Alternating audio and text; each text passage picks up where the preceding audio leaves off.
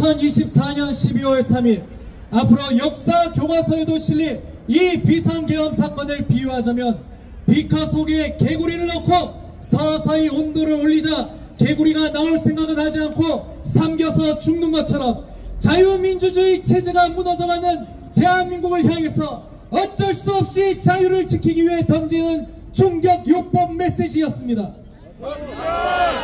그리고 이후 깨어난 시민들 사이에서 나도 개몽되었다, 나도 개몽되었다 하여서 국민 개몽령으로 소개되고 있습니다.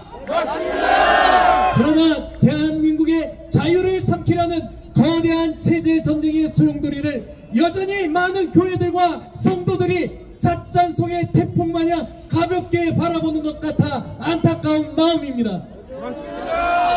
탄핵 반대 집회를 보면 정말 많은 청년들이 나와서 거리를 메우고 있습니다. 대학가에서는 탄핵 반대 집회가 항상 세간의 집중을 받고 있으며 3월 3일에는 청소년들도 시국선언을 진행하였는데 청소년들도 이 탄핵 사건의 본질을 정확히 꿰뚫고 있다는 것이 매우 감명 깊었으며 앞으로 대한민국의 정치를 주도하는 역할은 기성세대가 아니라 젊고 양심 있고 용기가 있는 청년들이 주도할 것은 자명해 보이는 사실입니다. 맞습니다. 이제 신학대에서도 시국선언이 이어짐에 따라 우리 신앙인들도 자유 대한민국과 교회와 선교와 복음 전파를 위해서 일어설 것임을 선언하는 바입니다. 맞습니다. 오늘날 반대한민국 세력에 대해서 이야기하기 전에 칼 마르크스에 대해 잠시 이야기하겠습니다. 흔히들 마르크스를 자본주의의 대안으로 생겨난 사회주의의 주창자로 알고 있지만 그 주변인들의 증언과 본인의 저작물을 통해서 그는 사타니즘에 빠져 하나님을 대적하는 사탄 숭배자였음은 자명한 사실입니다. 그는 실제로 돈을 받고 자신의 동료들을 팔아넘긴 밀구자 역할을 하였으며 미국 노예제를 옹호하였고 영구적인 혁명을 위해서는 테러와 유혈 사태를 일으키는 것이 목표라고 진술한 잔혹한 사상가라는 점을 알아야 합니다. 마르크스를 우러러보는 사회주의자들은 과연 칼 마르크스의 개인에 대해 얼마나 알고 있을까요? 좋아하는 사람은 닮고 싶어하는 것을 모방심리라고 합니다. 예를 들어 마르크스의 헤어스타일 같이 외모를 따라하는 사람들이 있습니다. 여러분 생각나지 않습니까? 생각납니다. 맞습니다. 김어준입니다. 맞다. 여러분들은 마르크스와 같이 사탄을 찬양하는 시를 쓰고 노예 제도와 사람을 고문하는 것을 생산적인 일이라고 부르며 동료들을 뒤에서 밀고 해서 배신하고 테러와 유혈 사태로 사람들을 죽이는 것을 목표로 삼는 사람을 닮고 싶습니까? 아닙니다. 여러분들의 소중한 자녀들에게도 이러한 사람을 알려주고 싶습니까? 아닙니다. 우리는 이 시국선언에 앞서서 혈과 육의 싸움을 벌이려는 것이 아닙니다. 누누는 한남동 관저에서 윤석열 대통령을 불법적으로 체포하려는 공수처와 맞섰고 허서부지검서 우리법 연구의 불의한 판사들과 맞섰으며 과천 공수처 앞에서 헌법재판소에서 광화문에서 여의도에서 함께 외쳤던 우리의 목소리와 함성은 영적 전쟁을 벌이는 함성이었고 승리를 향한 외침이었습니다. 지금 선포합니다. 윤석열 대통령을 불법적으로 탄핵한 배후 세력 뒤에는 반대한민국 세력이 있으며 반대한민국 세력 뒤에는 공산주의 세력이 있고 공산주의 세력 뒤에는 사탄이 있습니다. 맞습니다. 마르크스뿐만 아니라 공산주의를 추종하는 세력들은 하나같이 반기독교적이었습니다. 레닌, 스탈린, 마오쩌둥, 김일성이 그러하였습니다.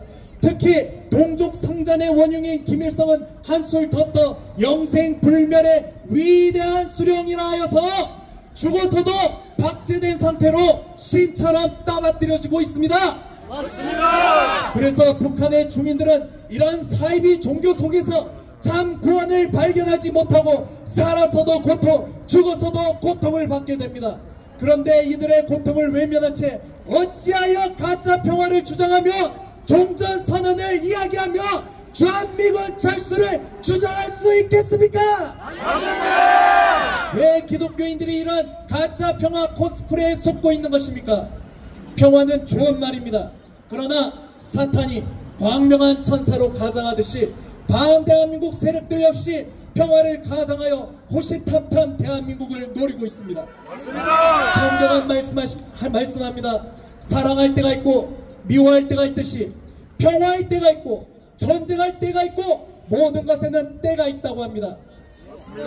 지금 대한민국은 여전히 휴전 중이며 그 어느 때보다 군사안보가 절실히 필요한 때입니다. 북한 정권은 언제든 핵과 미사일로 우리가 살고 있는 삶의 터전을 파괴할 수 있습니다. 또한 민노총 간부가 간첩으로 활동하여 체포된 정황은 이미 드러난 위협이 아닐 수 없습니다. 한국교회는 정치적 분열을 겪고 있다고 우려하지만 우리 신앙인의 양심은 사회주의 노선을 지지할 수 없습니다. 정직하고 지적인 사람은 결코 좌파가 될 수 없습니다. 정직한 좌파는 머리가 나쁘고 똑똑한 좌파는 정직하지 않습니다. 사회주의의 모순된 본질을 모른다면 당신은 멍청한 사람이고 그것을 알고 따른다면 당신은 거짓말쟁이입니다. 라고 레이몬드 아론이 이야기했습니다. 실제로 저는 헌법재판소 앞에서 탄핵 찬성을 외치는 기독교 단체들을 보았습니다. 이들은 사이비 해방신학을 주장하면서 기도와 함께 투쟁을 외치는 것을 보고 저는 소름이 돋았습니다. 예수님은 정치에 관여하지 않으셨다고 주장하면서 기독교인은 정치에 참여해서는 안 된다고 이야기하는 목사님들이 있습니다. 하지만 성경을 보십시오. 성경에는 모든 인류의 역사, 문화, 윤리와 정치가 담겨 있으며 정치의 주관자 역시 하나님이시라는 것을 우리는 인식해야 합니다. 또 정교 분리의 원칙을 내세우며 정치에 참여하는 기독교인들을 비난하는 자들도 있습니다. 그러나 이것은 미국 수정헌법 제1조에 기원한 것으로 기독교는 국가로부터 탄압을 받아서는 안 된다는 취지의 법안이었습니다. 지난 문재인 정권 감염병 사태 때 실제 교회발 확진자는 2.7%라는 타 종교보다 낮은 수치임에도 30%라는 거짓된 정보를 날조하여 교회의 대면 예배를 정부가 강제로 중지했습니다. 만약 우리가 정교 분리의 원칙만 제대로 알았더라면 대면 예배를 계속 할 수 있었을 것입니다. 표현의 자유는 어떻습니까? 더불어민주당에서는 시민들의 카톡 검열을 비롯하여 민주당에 반하는 유튜버를 음모론자들이라고 폄훼하였고 민주파출소를 운영하여 가족, 친구들 할 것 없이 서로 신고하게끔 만들었습니다. 이제는 추미애 의원이 법원에 영장 없이도 통화, 위치, 인터넷 사용정보 수집이 가능하도록 법안을 발의했다고 하니 여기가 자유 대한민국 맞습니까?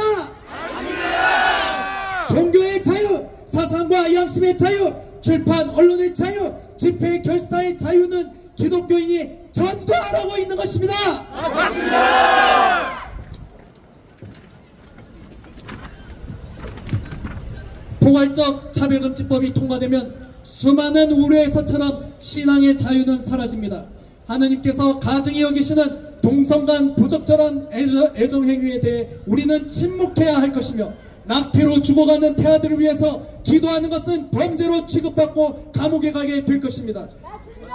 그러므로 대한민국의 표현의 자유를 말살시키려는 입법 독재 야당에 우리는 강력히 반대해야 합니다.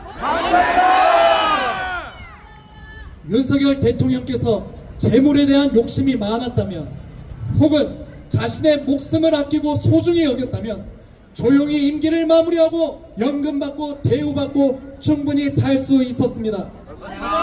그럼에도 불구하고 대한민국의 법치주의를 지키고 국민의 생명을 지키기 위해서 지금도 감옥에서 온갖 수모를 겪고 있습니다. 맞습니다. 그 어느 대통령이 자기 명예와 생명을 걸고 국민을 깨우는 계엄을 할 용기가 있었겠습니까? 맞습니다. 탄핵 찬성자 중에는 내란 수계라는 거짓 프레임을 씌우는 것도 모자라 딥페이크 범죄를 서슴지 않고 윤석열 대통령과 영부인을 욕보이는 인간으로서는 도저히 할 수 없는 짓을 저지르고도 반성도 하지 않고 있습니다. 맞습니다.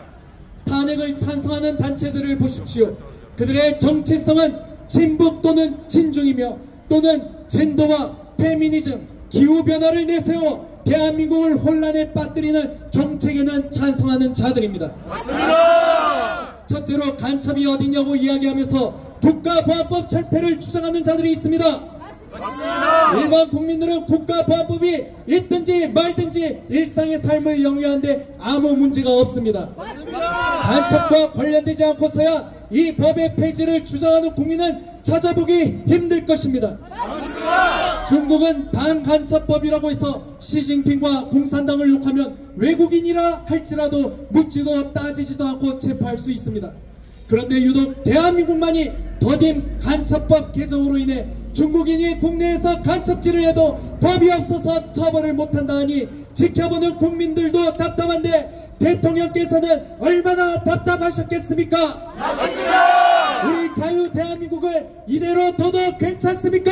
아닙니다. 두 번째로 한미동맹 철폐와 주한미군 철수를 주장하는 단체들입니다. 이는 북한이 허구한 날 외치는 주장입니다.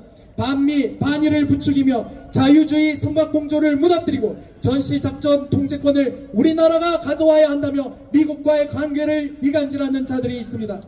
심지어 이들은 왜곡된 역사를 기반으로 미국이 6.25 전쟁을 기획했다고 주장합니다.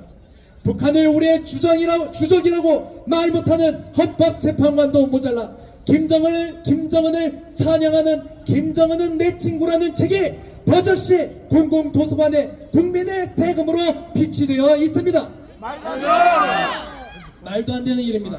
맞습니다. 간첩을 잡으려는 대통령은 감옥에 보내고 창원 간첩단과 제주 간첩단의 핵심 인물들은 버젓이 길거리에 돌아다니는데 우리 국민들이 이대로 침묵할 수 있겠습니까? 없습니다. 그 외에도 기독교 가치관에 반하는 포괄적 차별금지법 통과를 원하는 인권단체들과 노동자의 인권을 내세워 파업을 일삼고 윤석열 퇴진을 외치는 민노총, 국민의 세금으로 일하는 공무원마저 전국 공무원 노조를 결성하여 정치적 중립을 위반한 채 정치적 선동과 고를 일삼는 등 앞서 열거한 이들이야말로 대한민국 헌법 제1조이라 대한민국은 민주공화국임을 부정하는 내란 세력이 아니고서야 대체 누구란 말입니까? 맞습니다. 선량한 국민을 선동하고 헌정질서 전복을 시도하려는 내란 세력이야말로 진정한 대한민국의 적이며 세계 평화를 위협하는 자입니다. 특히 정치인들에게 필요한 도덕적 기준은 무너졌기에 지금 민주당 국회의원은 전과자가 44%나 차지하고 있지 않습니까? 협치와 양보는 없고 대한민국의 국익이 아니라 북한과 중국의 눈치만 보고 이들의 이익을 대변하는 정치인을 우리는 뭐라고 불러야 하겠습니까? 간첩입니다. 맞습니다. 지금 입법부의 독재는 민생과는 거리가 멉니다. 오직 이재명을 대통령으로 만들기 위해서 불법도 마다하지 않고 필요하면 편법도 만들고 있습니다. 그러나 윤석열 대통령을 미워하고 손가락질하던 국민들도 이제는 민주당의 환상에서 조금씩 깨어나고 있습니다. 그렇지 않습니까? 맞습니다. 계엄은 헌법 제77조에 따라 전시사변 및 이에 준하는 국가 비상사태의 선포가 가능한 대통령의 고유 권한입니다. 그리고 그 과정에 있어서 그 어떤 국민의 희생이나 부상도 당하지 않았습니다. 오히려 우원식과 이재명이 담장을 넘는 헐리우드 액션만이 언론에 대서특별되었습니다. 대통령이 싹 다 잡아들여라는 홍장원의 메모는 흡사 지렁이를 그린 듯한 메모지로 등장하여 국민들의 실소를 금치 못하게 하였습니다. 애초부터 계엄의 목적이었던 선관위의 부정선거 의혹은 헌법재판관들이 만장일치로 서버 검증 요구를 기각하면서 선관위의 조직적인 선거 조작 은폐의 가능성을 더욱 확신하는 계기가 되었습니다. Stop the steal! Stop the steal! Stop the steal! Stop the steal! Stop the steal! Stop the steal! 이것은 국민의 주권 침탈에 맞서는 국민 저항의 목소리입니다. 가족 기업이라는 오명은 둘째치고 5개 행정부처를 합하여도 1급 공무원이 13명밖에 되지 않는데 선관위에서만 1급 공무원이 무려 21명이라는 것은 대놓고 국민들을 무지성으로 보는 처사 아니겠습니까? 맞습니다. 이들은 국민을 속이고 세금을 횡령한 범죄자들이기 때문에 반드시 처벌을 면치 못할 것입니다. 그 소련에는 지옥이라는 명칭의 러시아 공산당 전신이 있습니다. 이들의 발언은 매우 주목할 필요가 있습니다. 말씀드리겠습니다. 속임수는 혁명을 일으키는 제일 나은 방법이자 거의 유일한 방법이다. 몇백만 명을 죽여도 충분하다. 그렇게 하면 혁명의 바퀴에 기름칠을 할 수 있을 것이다 라고 말합니다. 인명의 소중함을 한낱 혁명의 도구로 삼는 공산주의자들의 생명경시 풍조와 거짓말과 속임수에도 양심의 거리낌이 없는 이러한 자들을 하나님께서 반드시 심판할 것입니다. 잠언 19장 9절입니다. 거짓 증언은 벌을 면치 못할 것이요 거짓말을 뱉는 자는 망할 것이니라. 우리는 그동안 속고 있었습니다. 거짓 인권, 거짓 민주주의, 거짓 국가관, 대통령 탄핵과 관련되어 드러난 증인들의 거짓말, 중국 공산당이 헌법재판소까지 침투하여 자유 대한민국의 근간을 흔드는 일들, 부정선거를 덮으려는 선거관리위원회의 불명확한 해명들, 이런 것들은 반드시 심판받게 될 것입니다. 맞습니다. 하나님의 속성은 사랑이시기도 하지만 공의와 심판의 하나님이심을 잊어서는 안 됩니다. 기독교는 이제라도 정치에 관심을 가져야 합니다. 나라의 체제가 무너지고 자유를 잃어버리는 것은 한순간입니다. 맞습니다. 단순히 자유민주주의 체제가 무너지는 것뿐만 아니라 신앙인의 양심마저 무너지는 것입니다. 맞습니다. 그렇기 때문에 우리는 경각심을 가져야 하는 것이며 수많은 애국 국민이 일어나는 것도 바로 그러한 위기의식에서 발원한 것입니다. 맞습니다. 그러기 위해서 우리는 가장 먼저 이 싸움의 모든 것을 걸으신 윤석열 대통령의 석방과 복권을 위해 함께 싸워야 합니다. 이기자! 함께 하신 한국교회 성도와 신학생 여러분, 애국 시민 여러분 감사합니다. 멋지다! 멋지다! 함께하는 여러분은 깨어있습니다. 당신들은 선과 악을 구분하고 있습니다. 자랑스러워하시기 바랍니다. 우리의 양심이 살아있기 때문입니다.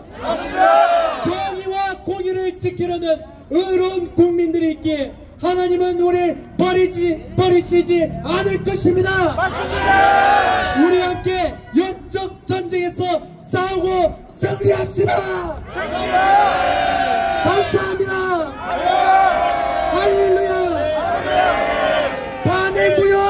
탄핵 무효. 탄핵 무효. 탄핵 무효. 탄핵 무효. 탄핵 무효. 탄핵 무효. 감사합니다, 국민 여러분.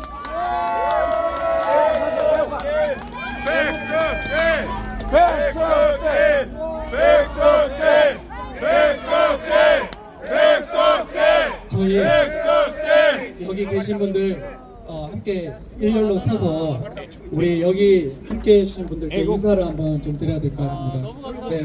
네. 애국가 사진을 자, 우리 모두 함께 우리 애국 국민들이 시청하고 계십니다. 우리 국민들께 감사의 인사를 드리겠습니다. 감사합니다. 백승대 최고다! 백승대 최고! 그리고 애국가가 없어서 여러분들 의아해하셨죠. 지금부터 애국가 저희 1절부터 4절까지 부르도록 하겠습니다.